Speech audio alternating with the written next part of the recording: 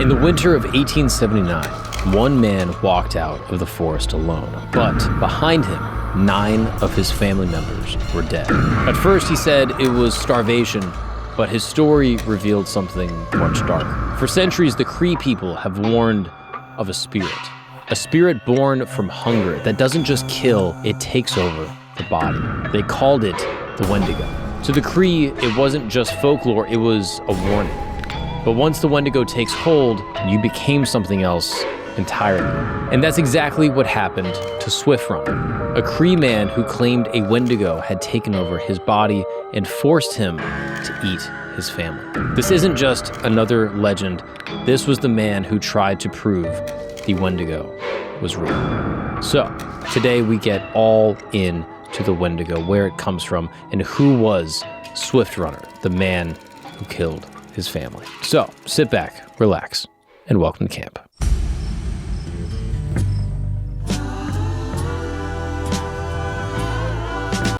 What's up, people, and welcome back to camp. My name is Mark Gagnon, and thank you for joining me in my tent, where every single week we explore the most interesting, fascinating, controversial stories from around the world, from all time, forever. Yes, that's what we do here, all right? In this very tent, I get cozy with y'all, and we talk about just the weird stuff that I find fascinating, that I hope you find interesting as well. This is Ripley's Believe It or Not if it was a podcast, basically. This is just my weird wormholes, you know what I mean? Inspired by, folklore, religion, history, whatever else comes across my desk that I feel like the good people back at home need to know about.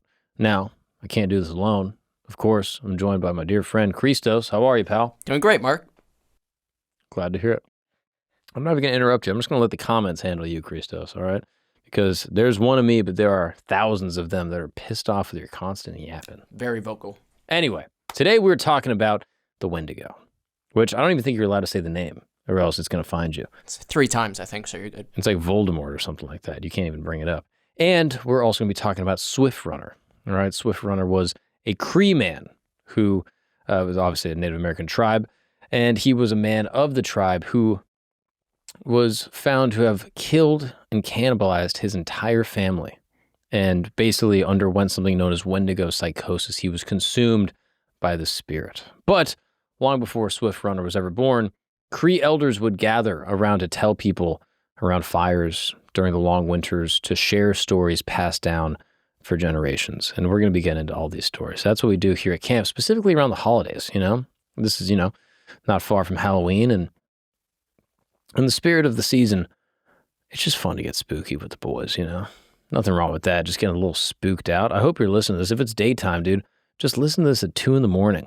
Put it on your loudspeaker while you're going to sleep and just have some crazy dreams, all right? So, what did the Cree people talk about? They spoke of ancestors, of journeys, and of lessons that, were basically meant to keep their community strong, but they also spoke of the Wendigo, known in Cree as the Wintikau.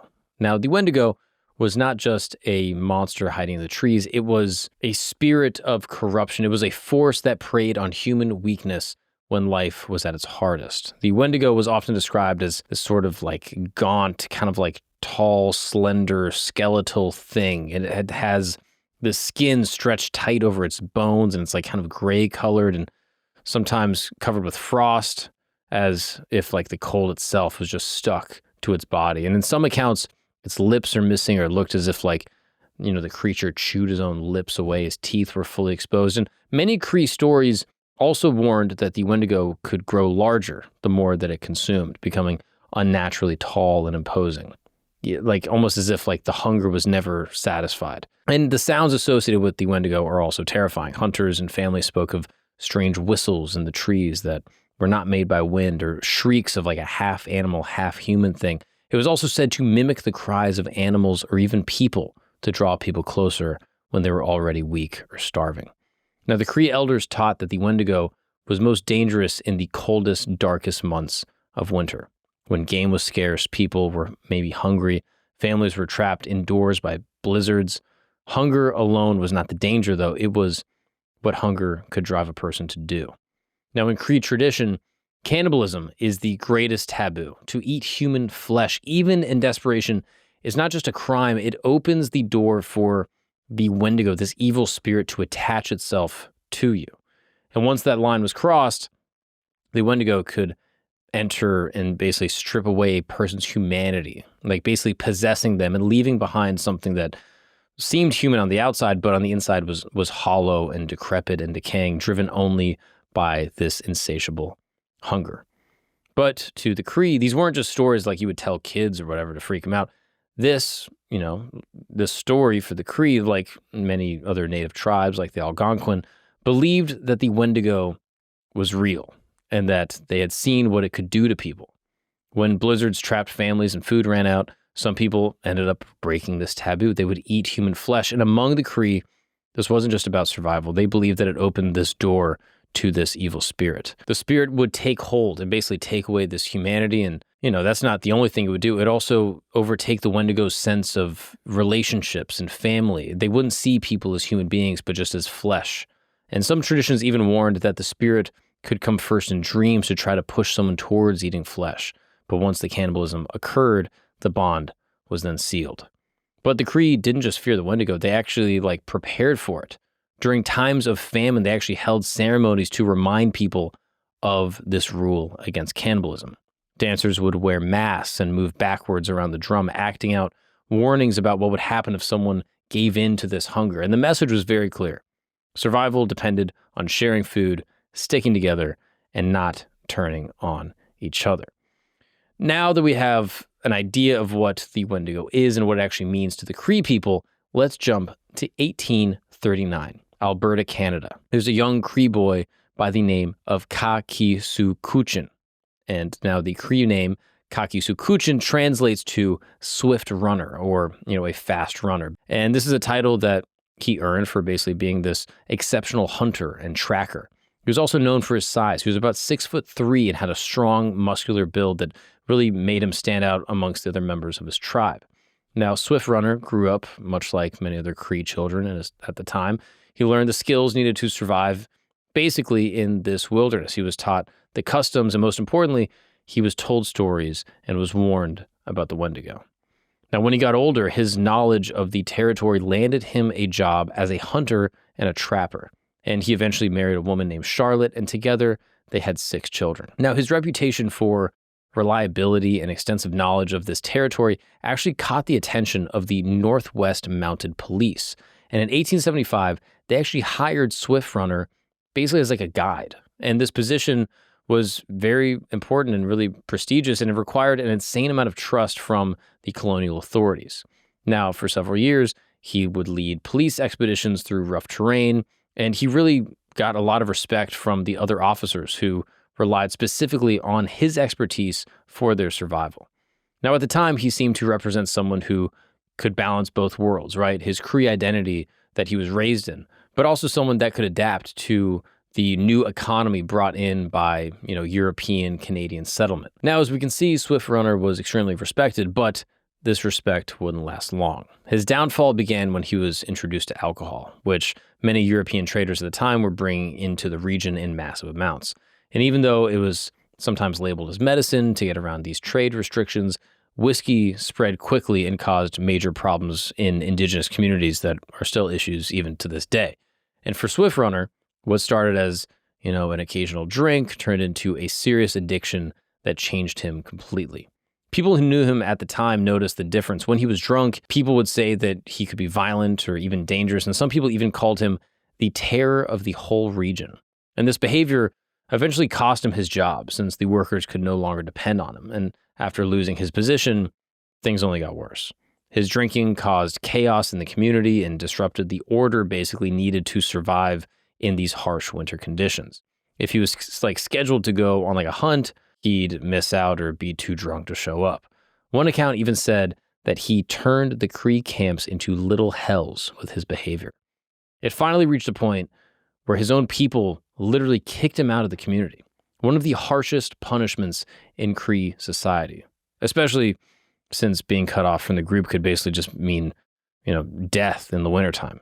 So by the winter of 1878, Swift Runner was in a desperate spot. He had been pushed out by both the European settlers, and he lost his job, and then by his own Cree community. but he still had his wife and his children with him. Instead of staying near others, he decided to take his family deep into the wilderness for the winter hunting and trapping season, and this is a choice that would turn out to be disastrous. The group consisted of 9 people total: Swift Runner, his wife Charlotte, their 6 children, his elderly mother, and his own brother. Being cut off from the community put Swift Runner's family in a really dangerous position. Cree teaching warned that people who became isolated were more likely to fall victim to these harmful spirits, including the Wendigo. And without the protection of ceremonies and the support that came from sharing these resources, families risked not just the physical hardships, but to them, also the spiritual danger. Now, the winter of 1878 to 1879 was especially harsh in Canada. Hunting was almost impossible because of the cold and the heavy snow.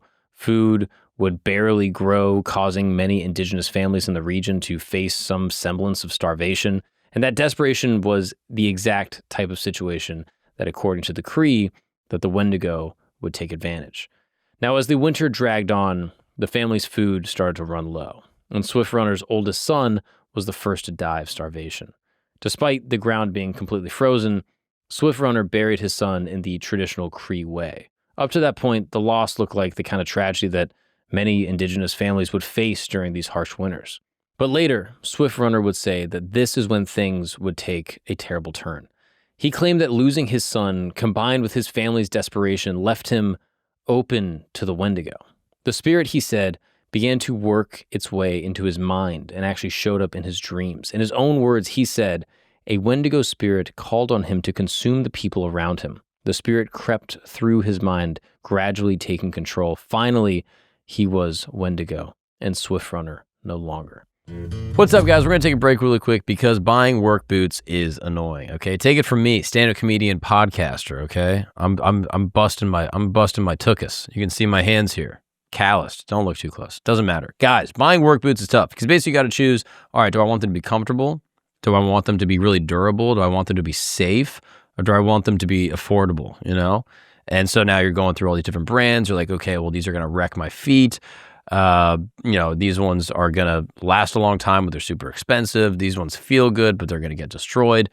Well, now you don't have to choose. And that's because I want to talk to you about Brunt Workwear. This was started by just a regular blue-collar guy that basically was talking to all his friends that work in trade jobs, and they kept on being like, hey, these big brands don't listen to us, and they either haven't changed in 100 years or they've changed too much, and now they're super cheap and poorly made. But that's why he invented Brunt, because these are products that are used by real hardworking tradesmen that want something that is extremely comfortable right out of the box. They want them to look cool. They want them to be not crazy expensive, and they want them to last a long time. And that's why Brunt is amazing. I've been wearing these around the city because, it's a little bit chilly now, and I put on my boots just to make people think that I have a blue-collar job. And they are comfy right out of the box. I mean, I wear, running shoes, regular shoes all the time. And these kind of feel like that. It feels like I'm just wearing a normal boot. But these are awesome because they are super safe. They're waterproof. They are, lace up. They are great ankle support. And on top of that, they last forever. I actually have friends that work in roofing, and they'll wear these in the wintertime up in, Pennsylvania. And they'll be able to wear them throughout the whole year. And they keep your feet warm. They last a super long time. They've dropped like hammers on their toes, and they're, generally safe. I mean, I wouldn't recommend testing it yourself. But if some mistakes happen like they do on the job site, you can be sure that you'll be safe with your Brunts. Now, I don't think there's a ton of other brands that are doing what Brunt is doing. And that's because Brunt stands by what they make. You can wear them to work, and if they're not right for you, you can send them right back. I don't know any other brand that does it. That's a company that is standing on business. So all that to say, Brunt stands on what they believe. You can try them out, send them back if they don't work, but I'm telling you, you're going to love them. They're extremely comfortable. I've been wearing them around the city. They keep your feet warm. They keep your feet safe, and they're not crazy expensive, and they might be the last boots you ever buy because you're going to wear them for years, and they're going to hold up. I'm telling you, Brunt is amazing, and they love this podcast so much that the listeners of this very show are going to be getting $10 off Brunt when they use the code CAMP at checkout. Just go to bruntworkwear.com, use the code CAMP, and you are good to go. Stop messing around. Your feet are important, and your health and safety is the most important thing you can do. Check out Brunt, and now let's get back to the show. From his perspective, the man had been slipping away and was replaced by something else entirely. Now, what happened next broke the deepest Cree taboos and became one of the most infamous crimes basically on the entire Canadian frontier. Instead of looking for help or trying to hunt, Swift Runner turned on the rest of his family, and he killed them. The way he carried out the killings showed just how deliberate they were. He would use a mix of weapons, guns, blunt objects, strangulation. He killed everyone, his wife, their 5 remaining children, his mother, his brother, and that's not all, because after each killing, he consumed portions of his family's flesh and used tools to actually go into their bones to eat the marrow inside. Perhaps the most disturbing detail is that he had forced one of his sons to participate in killing one of the other siblings before that child became a victim as well. The trial record actually states the Wendigo forced one of Swift Runner's boys to kill and butcher his younger brother. But here's the thing. Throughout all of this, Swift Runner maintained that he was no longer in control of his actions. He claimed throughout the entire trial that the Wendigo spirit had taken complete possession of his mind and his body and basically directed every movement and decision that he was making. When spring came in 1879, Swift Runner decided to leave his camp and showed up alone at a nearby Catholic mission. He was the only one left from what had been a family of 9. And at first, he told people that his wife and his children, his mother, his brother, they all died of starvation in the winter. However, the workers and local authorities found Swift Runner's account sort of suspicious. His physical condition appeared to be too good for someone who had supposedly endured months of starvation with his family, and inconsistencies in his story started to raise even more doubts. Because when he was questioned about the specific circumstances of his family's deaths, he began trying to avoid answering any questions after that. After deciding that a formal investigation was necessary, the police organized an expedition to examine Swift Runner's entire camp. And shockingly, Swift Runner offered to guide the police to his camp to save them the trouble of searching. When the police arrived at the scene, they saw something that they never could have expected. They found one child's body properly buried, consistent with what Swift Runner had said about this account of starvation. However, the remains of the other 8 human beings presented a far more horrifying picture. Bones were scattered through the campsite, showing clear evidence of having been deliberately broken open and prepared for consumption. The investigators discovered tool marks on the bones, indicating this systematic butchery, along with other physical evidence that left no doubt about what had actually occurred.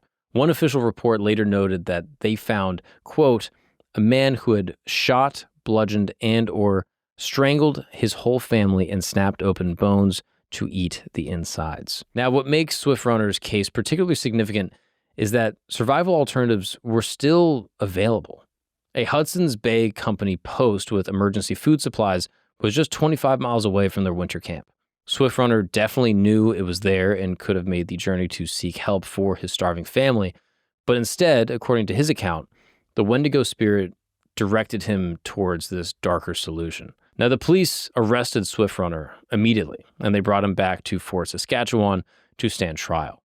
Throughout the trip and later during his time at jail, he showed none of the mental instability that these, colonial authorities might have used to explain his actions. Instead, he remained completely normal, beside the fact that he claimed that a Wendigo had very recently possessed him. Word of Swift Runner's crimes spread through the entire region, both indigenous and European communities. Among the Cree, his actions represented not only a terrible tragedy, but a spiritual matter that demanded a traditional Cree jurisdiction. Swift Runner's own relatives made it known that they intended to take matters into their own hands if he somehow escaped European custody. But honestly, for Swift Runner, he was lucky to be in a European colonial jail because in the Cree tradition, the way you get rid of a Wendigo and making sure it never returns from the dead involves dismembering the possessed individual's body and burning the heart in a fire.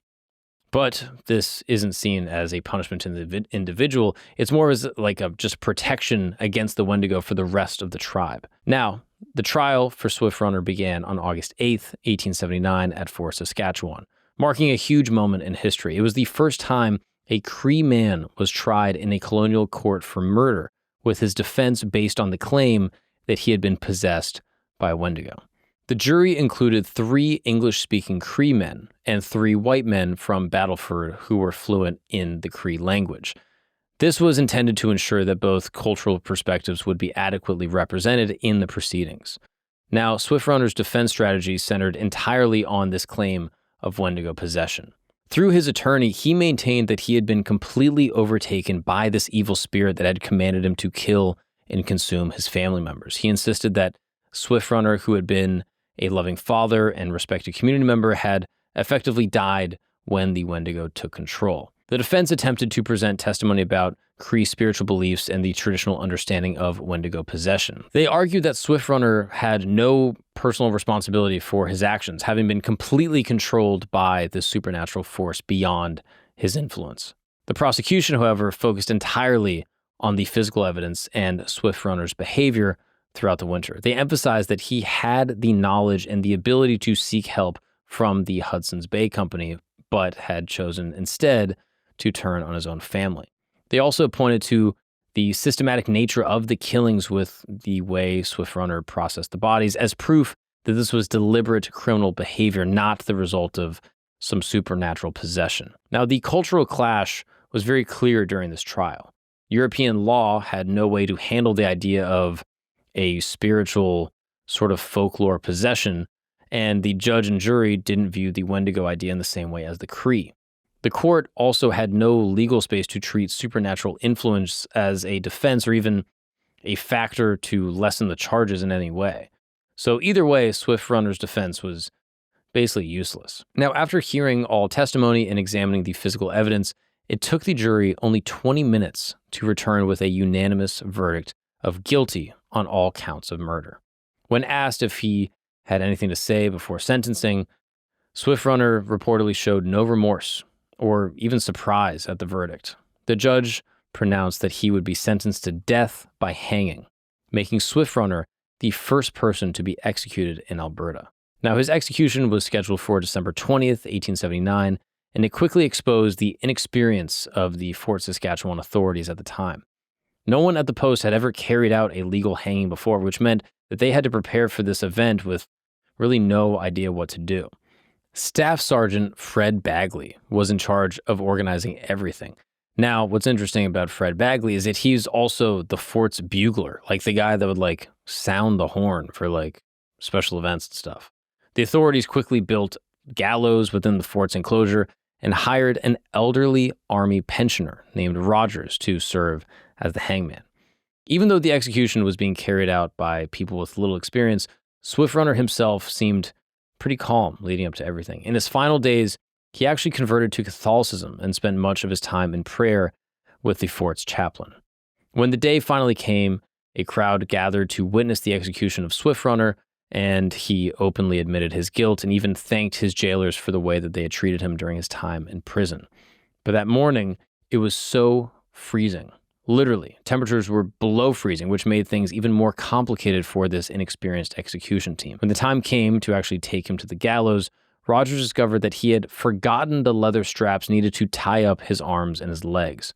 This forced Swift Runner to wait on the scaffold in the freezing morning air while Rogers went and retrieved the straps and made final adjustments to the mechanism.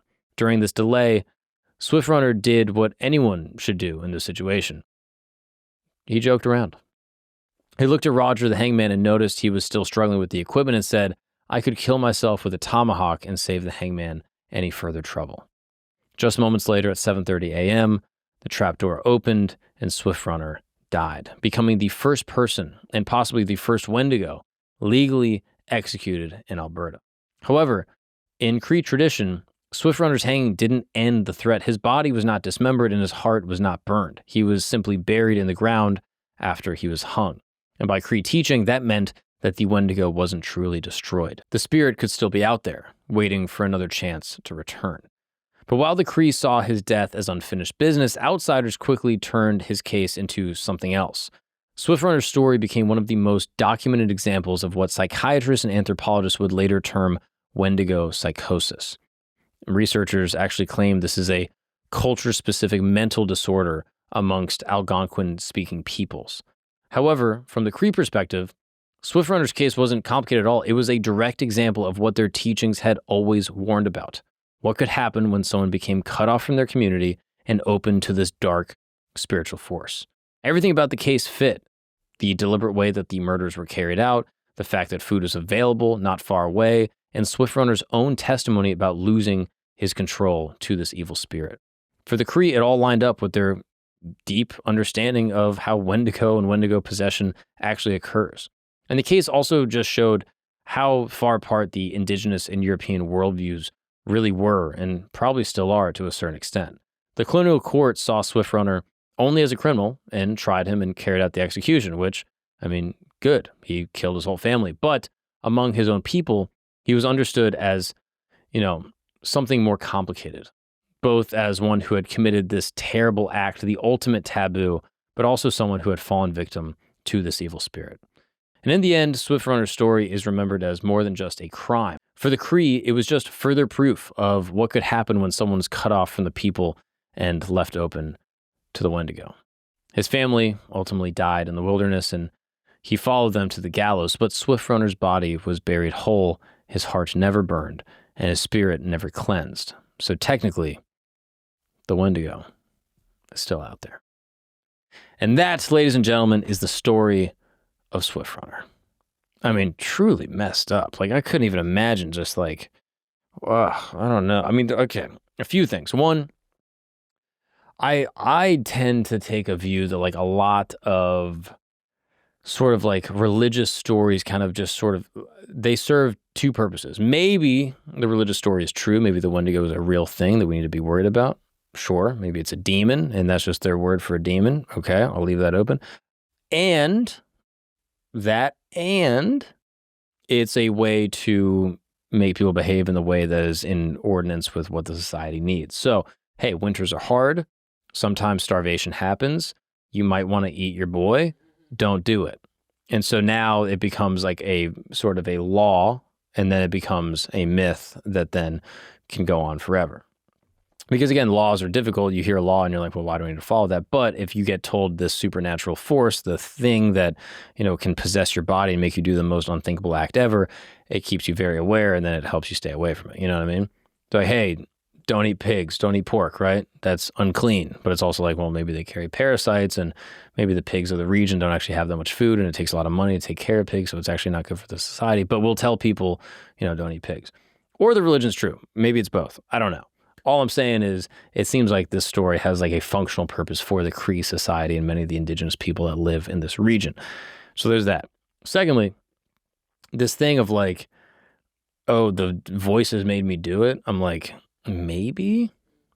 Like, is it possible that he's just like a drunk psychopath that killed his whole family because he didn't want to die? Which, there's something like inhuman about that. Like, I feel like most parents would like rather die than let their kids die. So the idea that like he would kill his whole family, including his kids, is like truly like the worst shit ever. And like eating their bodies, like that is insane. Like, it's like we're kind of like being blasé about it because like it happened so long ago, but like maybe it's the most grotesque thing we've ever talked about on this show. I mean, truly psycho.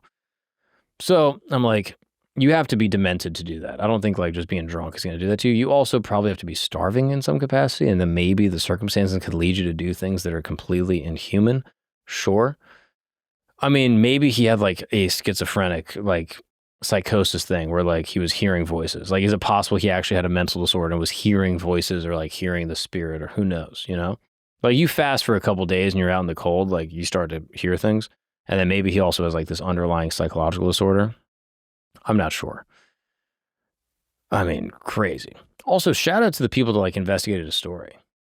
You know what I mean? Like that they like heard what he was saying and they were like, well, can we see? And then they went and then they were like, what the fuck?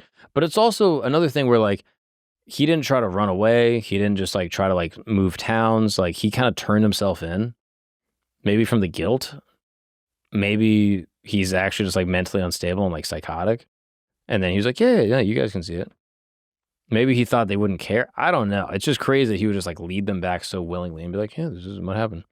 I mean, it's also like, by all accounts, like he was a scumbag. Like to get kicked out of colonial Canada, it's like one thing. But to get kicked out by your own people, you'd have to be a real piece of shit. Like, this is like an indigenous community facing colonial oppression.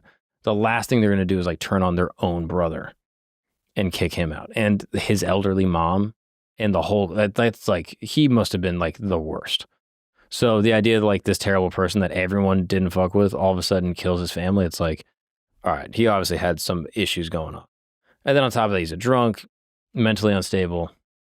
I think that is probably the most plausible thing here. But I can also understand how this reinforces the Wendigo theory amongst the Cree. And furthermore, this has probably happened in their history at some point before, which is why the story even exists in the first place. Which at a certain point, you're like, hey, let's go to Malibu. Right? Like, you could just go to California. It's there the whole time. Like, it's not that far. Or I don't know, just go south for what, come on, guys. What are we doing? Like, I get this is your home, sure, but like, there's other homes near the beach. And you just fish all day. The ocean is just full of food. You can just go fish all day. It just like, it's crazy that like, hey, where we live is so cold that we have to like have a story about not eating each other. My parents never told me not to eat people. It never came up, not once. A matter of fact, we went to communion. We consumed the body of Christ. Kind of the opposite. They told me like, hey, you can, we're Catholic. This is what we do. But like, no, it's like, guys, if this is a part of your story, we're like, hey guys, well, this is where we are. This is where we live. It's going to get cold. Don't let the flesh-eating cannibal spirit consume your body. Then maybe it's time to just reconsider where exactly we're at. Okay. But yeah, I don't know. The Swift Runner story is like pretty brutal. And, I mean, good that he got executed. Like, look, I'm not saying the Canadian colonial forces were good because I feel like the Cree would have also handled him. They're like, hey, either y'all got him or we got him. Whatever. Like, this dude's got to die. Low key, if I was the colonial Canadian authorities, like after he gets hung, I'd be like, all right, you guys want his body? Like, do whatever you want with it. You know what I mean? Like, burn his heart. Like, if I was the Canadians, I would be like, look, I don't believe in the Wendigo. This guy was just a psychopathic killer, drunk, murdered his family, starving, sure. But also, let's burn the heart. You know what I mean? Just in case. Like, why not also do that? You're going to bury him, like, just light it on fire, like, just to be safe. I one time talked to a crazy dude in the studio. Did I ever tell you this? I don't think so. There was a time in this very studio where there was a guy that got in here that was, like, crazy. And he was, like, telling me that, like, there were, like, spirits and, like, the voices are talking to him kind of thing. Like, he was having, like, a manic episode. You've talked about this on Flagrant. Yes. Yeah. And he was, like, starting to lose it. And I was like, what do you mean? And so he's kind of showing me around, like going through the delusions. I'm like, oh, is he going to like fight me? I was like legit sketched out. And he like goes and opens the closet. He's like, yeah, the spirits told me that like this bucket has to be inside this bucket. Anyway, let's move on. And just like passively just like keeps on going. And I eventually get him out of the building. He gets removed, yada, yada, yada. I lock up all the doors. And then like a few weeks go by, I open up that same closet and the two buckets are separated. No way. I mean, someone was using the buckets. Oh, okay. Like, it wasn't like it was spooky. It wasn't like the closet was locked off. Like, someone was cleaning and they moved the buckets. And then me being like, all right, I don't believe anything this guy's saying. I don't think that, like, the spirits are talking to him. But I also put the bucket inside the other bucket. just to, why risk it? It takes nothing for me to move the bucket back in the other bucket. And then I'm covering all bases. Mm-hmm. You know what I mean? Yeah. That's kind of, it's like a little Pascal's wager. You know what I mean? I'd rather look a little silly putting a bucket inside a bucket or burning this guy's heart and look, maybe it's all fake and whatever. Or there's the 1% chance it's true, in which case I saved everyone from getting possessed by a cannibal demon inside the bucket closet. More than anything, this sounds like a cautionary tale about alcoholism for the people. I'm glad you brought that up. You know what? I'm glad you brought that up because we do want to just talk about the indigenous community's relationship with alcohol. That's really what this is about today. So this is a whole big parlay just to be like, you know what? We need to repatriate the land and we need to do a land back initiative.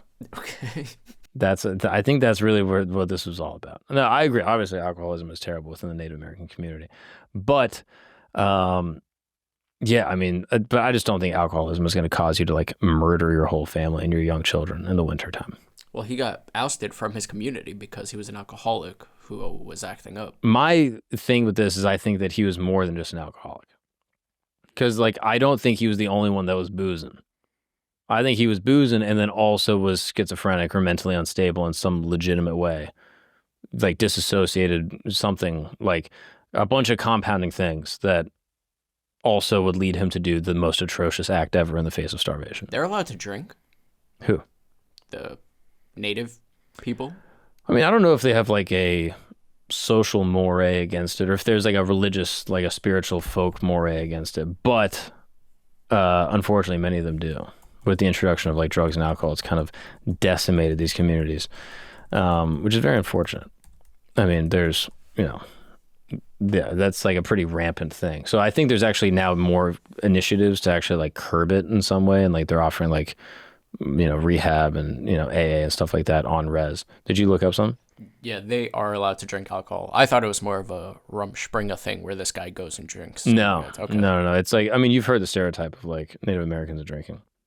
I haven't. You've never heard that? No. Oh, well, it's like a real issue. It's like ravaged Native American and like res populations because like alcoholism is like very rampant. Good to know. Yeah, which is it's tragic. But again, this guy I just think is more than alcoholic. I just don't see it as just like, oh, I was drinking, whoops, killed my whole family. Like I've been drunk. I've killed 0 families. Like it's like, once again, like this is beyond. Yeah. And who knows? It's so morbid and evil that maybe he was possessed by the Wendigo. I don't know, probably not, but who knows? I don't like. Again, I leave room for these things where anytime there's like a guy that was like, the voices told me to kill everybody. I'm like, probably not, but who knows? Maybe. I've never had voices in my head. You know what I mean? I barely hear my own voice. There's not much going on up there. But for some of these people, again, I don't count it out because some of these acts are so evil and so morbid that you're like, I almost want there to be some type of supernatural explanation because I hate the idea that just like the average person could get put to a position where they kill their whole family and eat them. Yikes. Anyway, this has been the story of Swift Runner. I don't know, Christos, you take anything away from this? Did you learn anything today? Don't drink alcohol and be a dick. Dude, no true words have ever been spoken. Appreciate the sage wisdom there, Christos. Anyway, let me know what you guys think. Have you heard of the story before? Are you familiar with the Wendigo? Are you familiar with Swift Runner? If there's anything that I missed, if you are Cree, if you speak Algonquin, if you live on res, if you're familiar with this story, I would love to know what you guys think, specifically from people that grew up in this type of spiritual tradition. Drop a comment. Is there anything I missed? Anything I got wrong? I'm always open to critique and becoming a better citizen of this planet. If you've never heard of this, let me know what you think. I mean, did this track with your upbringing? Anything you've ever heard about? Do you live out in the woods and you hear some crazy stuff? Drop a comment because I'll be reading every single one. And on top of that, the top comment on this video and all videos going forward until some undisclosed date when we eventually end this, we'll be getting free merchandise. We will find a way to get it to you after a few days, whatever the top comment is. So drop a comment, Spotify, YouTube, all that. I read them all. So please just be nice about it. Okay. Unless you're talking about Christos, in which case let it rip. Anyway, also, you can check out Religion Camp. You can check out History Camp. We get into all sorts of the same vibes and stuff, but obviously a little bit more niche. Also, you can see me on the road, Mark Gagnon Live. I'm doing stand-up comedy. Unfortunately, a lot of people have said that it's the greatest show of all time ever. Bigger than just stand-up. The greatest show ever done. By all accounts. By all accounts. Every person, I mean, it's honestly, it's been a lot. Going on the road and just getting carried out of every show. It's annoying because I'll sometimes be 5 minutes into my set and they're hoisting me on their shoulders. And I'm like, guys, there's still another 55 minutes of jokes that I need to lay down. So please put me back on the stage. And they do sometimes.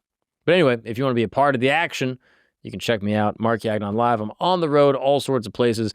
Probably not going to go to Alberta in the wintertime for obvious reasons, but you can catch me at all these other places on the website. Anyway, thank you guys so much for tuning in to another episode of Camp, and I will see you guys next time.